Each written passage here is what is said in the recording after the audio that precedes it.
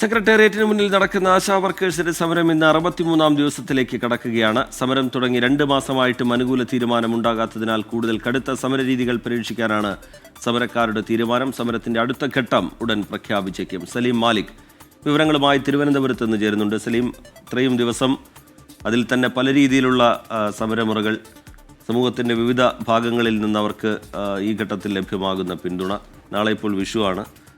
എങ്ങനെയാണ് സമരം മുന്നോട്ട് കൊണ്ടുപോകാൻ ആലോചിക്കുന്നത് സലീം?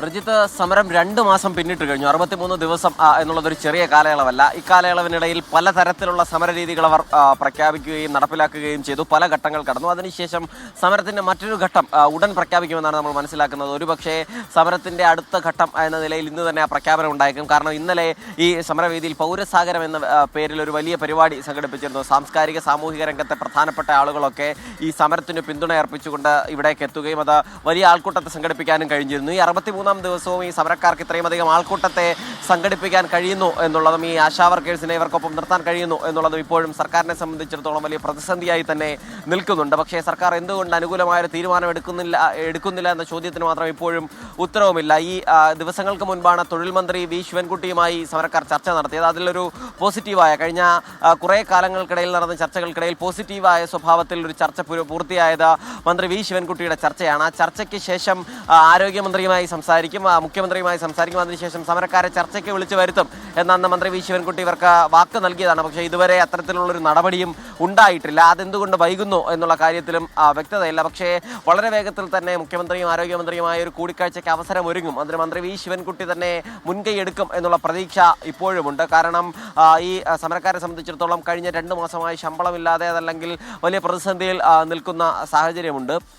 വലിയ വിമർശനങ്ങളൊക്കെ ഇവർക്ക് നേരിടേണ്ടി വന്നിട്ടും അവർ ആ സമരത്തിൽ നിന്ന് പിന്മാറാനും തയ്യാറായിട്ടില്ല. അതിനിടയിൽ അനിശ്ചിതകാല നിരാഹാര സമരം കൂടി തുടരുന്ന പശ്ചാത്തലവുമുണ്ട്. ഇപ്പോൾ ഈ സമരവേദി ഉണർന്നു വരുന്നതേ ഉള്ളൂ. എല്ലാ ദിവസവും നമുക്ക് കാണാൻ കഴിയും ഈ സമരവേദിയിലേക്ക് നിരവധി ആളുകൾ ഇവിടേക്ക് പിന്തുണയുമായി എത്തുന്നതൊക്കെ. പകൽ സമയത്ത് ആ നിലയിൽ ഈ സമരവേദി ഉണർന്നു വരുന്നു എന്നുള്ളതാണ്. മാത്രമല്ല ഇന്ന് ഈ നിരാഹാര സമരം തുടങ്ങി 25 ദിവസം കൂടി പൂർത്തിയായിരിക്കുന്ന ഒരു പശ്ചാത്തലം കൂടിയുണ്ട്. അതുകൊണ്ട് ഈ നിരാഹാര സമരത്തിൻ്റെയും ഈ 25 ദിവസം നീളുന്ന നിരാഹാര സമരവും ഒപ്പം തന്നെ 63 ദിവസം നീളുന്ന ഒരു രാപ്പകൽ സമരവും സെക്രട്ടേറിയറ്റിന് മുൻപിൽ നടന്നിട്ട് സർക്കാരിന് ഇനിയും അതിലൊരു അനുകൂല തീരുമാനം എടുക്കാൻ കഴിയുന്നില്ല. പ്രത്യേകിച്ചും അത് സംസ്ഥാനത്തിന്റെ ആകെ ശ്രദ്ധയാകർഷിച്ച ഒരു സമരമാണ്.